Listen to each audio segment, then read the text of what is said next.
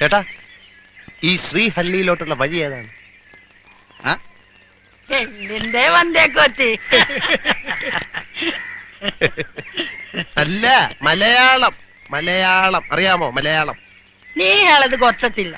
ഞാൻ പറയുന്നത് ശ്രദ്ധിച്ച് ശ്രദ്ധിച്ച് കേക്കണം. കാളവണ്ടി ഞാൻ കാട്ടിക്കൂടെ വഴി തെറ്റി ഇവിടെ പുരിഞ്ച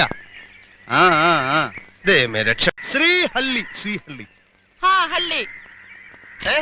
ഞങ്ങക്ക് പോണം അങ്ങോട്ട്. അങ്ങോട്ട് അങ്ങള് അങ്ങള്